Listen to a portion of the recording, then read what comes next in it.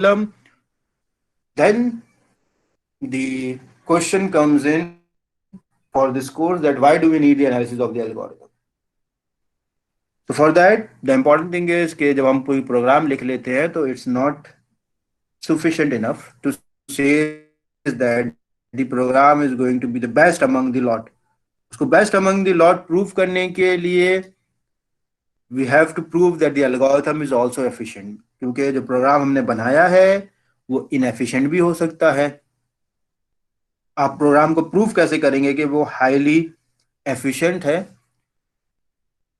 क्योंकि अगर प्रोग्राम जो है वो एक लार्ज डेटा सेट पर रन कर रहा है, जो कि आज का नीड है, we go towards the big data which is like terabytes of data, a lot of gigabytes are there involved, तो उसमें अगर हम चले जाते हैं तो we need the program to run on the large data set. So here the running time becomes an issue. अब वो रन टाइम एनालिसिस फिर करना होता है, फिर आपको स्पेस कम्प्लेक्सिटी एनालिसिस करना होता है, you have to look into a lot of factors as well. फिर आप बताते कि हाँ भाई एल्गोरिथम वाकई में एफिशिएंट है या नहीं।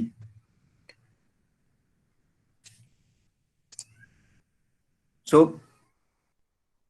having said that, let us look into different types of algorithms that are there in these days. One of them is the probabilistic algorithm. In this algorithm, the chosen values are used in such a way that the probability of the value is known and controlled, like the randomized quicksort algorithm. The next one is the heuristic algorithm.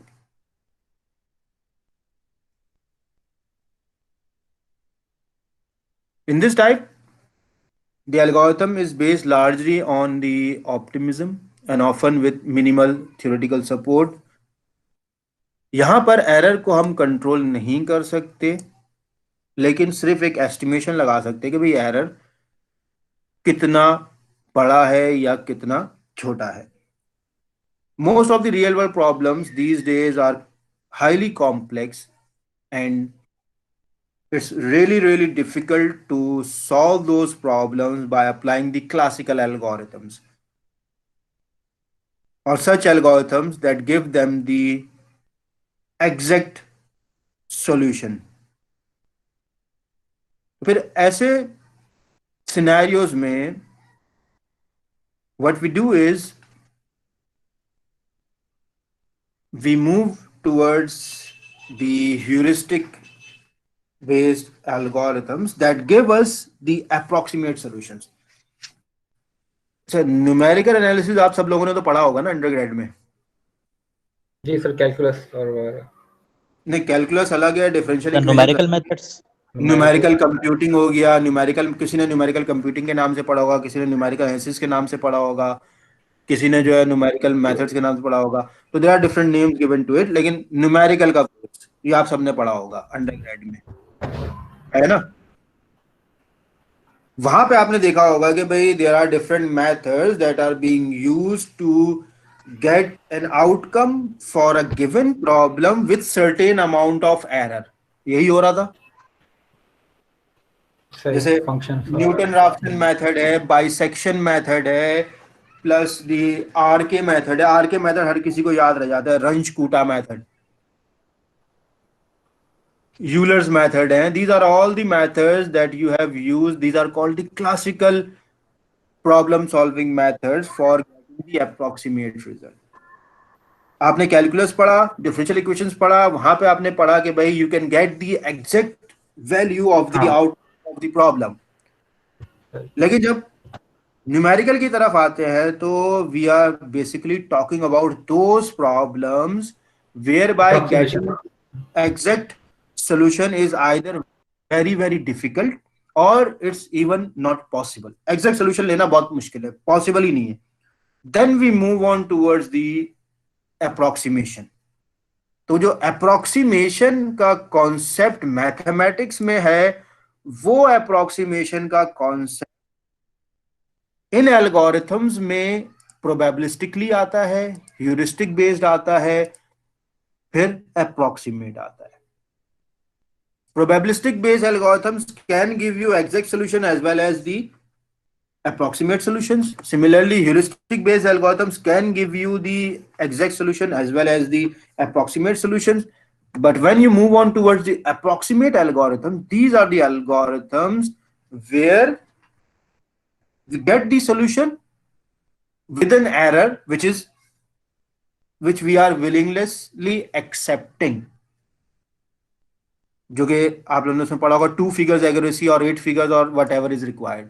Accuracy of 10⁻⁻8 का आप accept कर लेते हैं, 10⁻⁻6 का accept कर लेते हैं. So this is what approximation comes. Heuristics are something where we ask the algorithm to learn by itself, making the algorithm capable enough that it can learn by itself, perform some experimenting, evaluate the problem, get the solution, then evaluate the solution, perform the error analysis. These all things that comes in the heuristic based algorithms.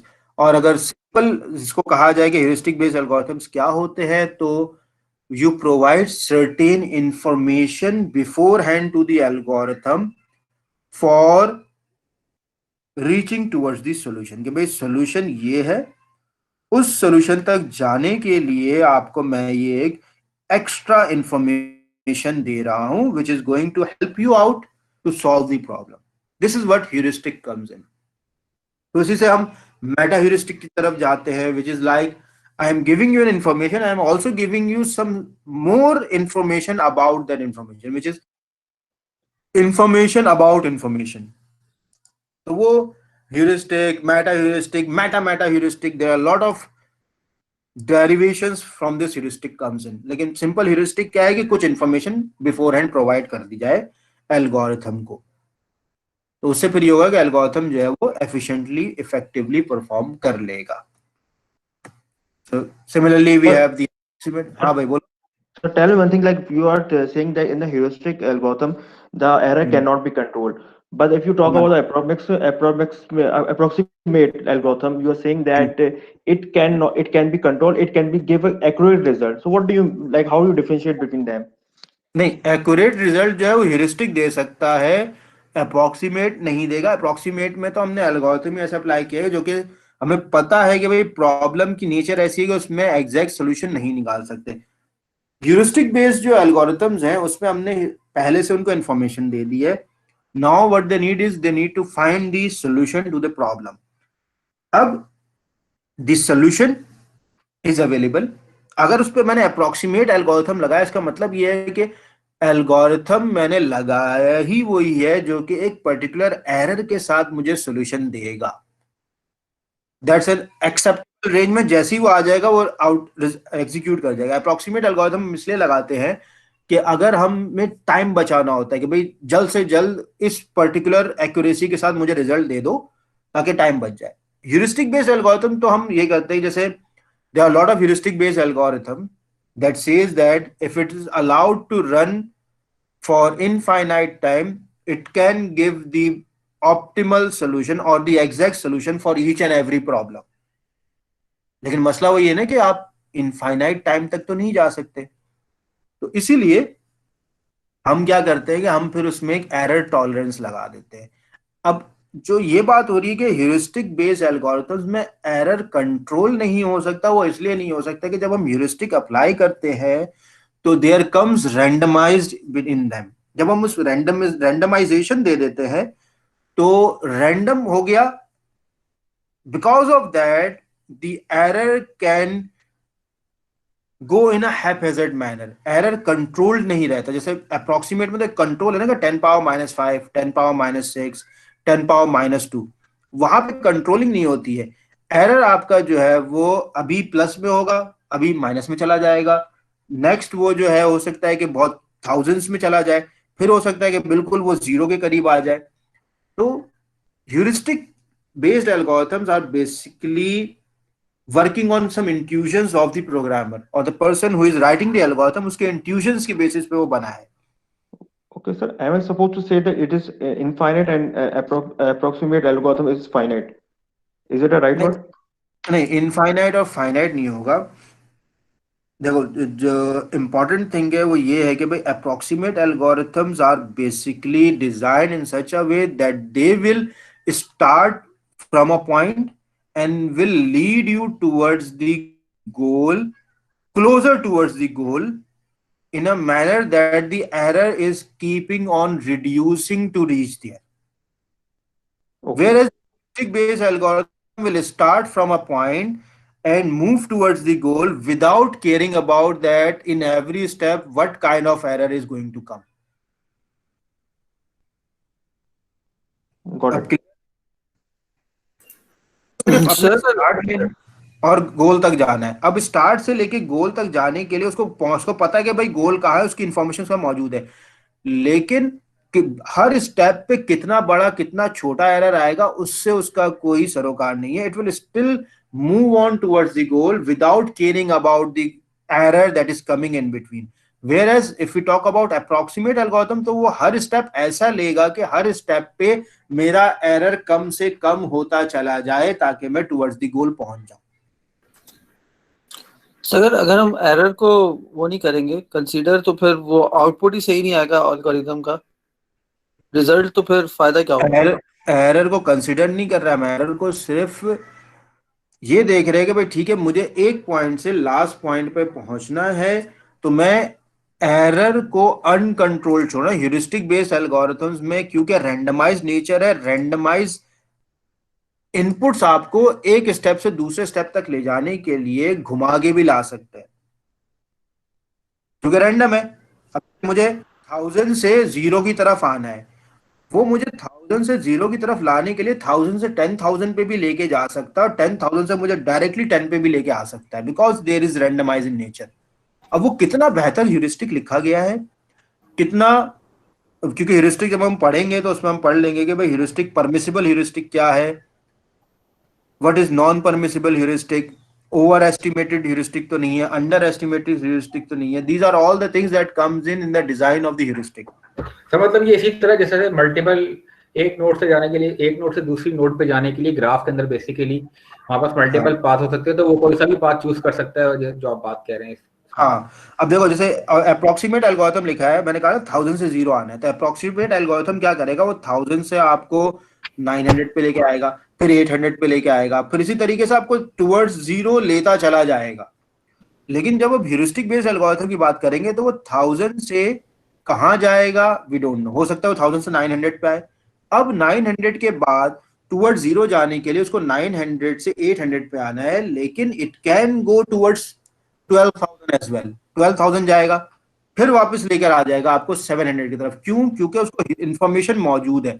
वो 12,000 जाने के बाद देखेगा okay I have come out of the bound, I should go back, और उसको previous अपना knowledge भी मौजूद होगा उसके पास कि मैं इससे पहले 900 पे था, मैं 10,000, मैंने 1000 से स्टार्ट किया, 900 पे आया, 900 पे आने के बाद due to the randomize in my algorithm I jump towards 12,000। लेकिन इस 12,000 पे पहुंचने के बाद उसको खुद पता चल जाएगा कि मैं एक गलत लोकेशन पे आ गया हूं, तो वो वहां से वापस अपने आप को टुवर्ड्स 9,000, 900 और 800 600 लेकर आएगा। यानी सर वो एरर एस्टिमेट करेगा हर ट्रैवर्सिंग के बाद।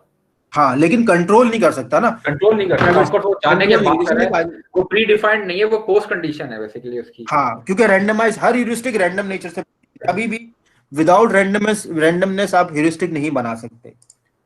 तो सर एक तरह से इसको हम मैच कर सकते हैं, कंपेयर कर सकते हैं रिकर्सिव न्यूरल नेटवर्क से, तो वो फीडबैक के ऊपर काम कर रहे होते हैं, और ये भी शायद फीडबैक के ऊपर ही या फिर इसी की एडवांस फॉर्म में को कन्वर्ट करके इसी को यूज करते हुए हम रिकर्सिव न्यूरल नेटवर्क्स की प्रॉब्लम को सॉल्व करते हैं।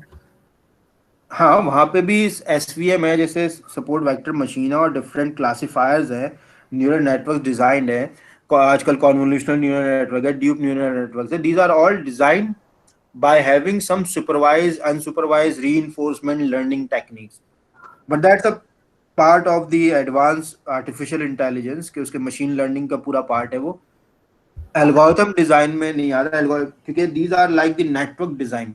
अब वो न्यूरल नेटवर्क किस तरीके से डिजाइन किया जाता है उसके अंदर ये यूटिलाइजेशन होती है पूरी।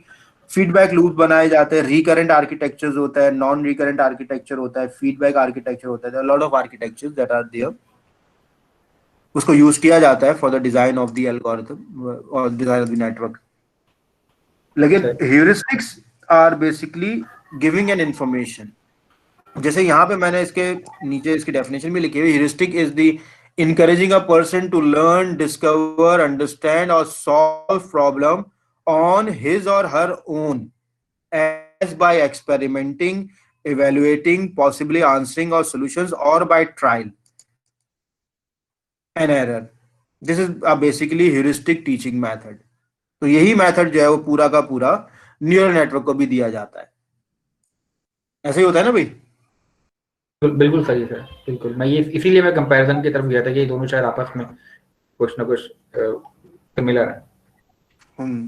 So where are we going now? So we are going to learn general approaches to design algorithms like the divide and conquer, greedy method, dynamic programming, basic search and traversal techniques, graph theory, linear programming, approximation algorithms, and if we get time, the NP problems. Linear programming भी basically it requires a rigorous mathematics, जिससे computer science वाले बहुत भागते हैं। Mathematics problem तो भागेंगे sir हम, तो मतलब मैथमेटिक्स तो जान है हमारी कंप्यूटर साइंस की। वही तो बात है, लेकिन कंप्यूटर साइंस वाले पता नहीं क्यों भागते हैं मैथमेटिक्स से। बोलते नहीं ये इंजीनियर का काम है। भाई इंजीनियर का काम थोड़ी है, कंप्यूटर साइंटिस्ट ने एल्गोरिथम्स बनाने हैं, लॉजिक्स निकालनी है, तो how they are going to do it? They are going to utilise mathematics to do that. इस तरीके से डायनेमिक प्रोग्रामिंग है, उसके अंदर भी a lot of mathematics comes in, लेकिन linear programming is purely mathematics based. Graph theory के अंदर भी बहुत कॉम्प्लेक्स मैथमेटिक्स है। So these are all that we are going to look into in this course. अब इसमें से बहुत सारी चीजें ऐसी होंगी जो कि आप कर चुके हैं, बहुत सारी चीजें ऐसी होंगी जो कि आप बिल्कुल भी नहीं किया। अप्रोक्सीमेशन एल्गोरिथम्स अंडरग्रेड का पार्ट नहीं होता। No one did do this in the undergrad, हम अभी देखेंगे।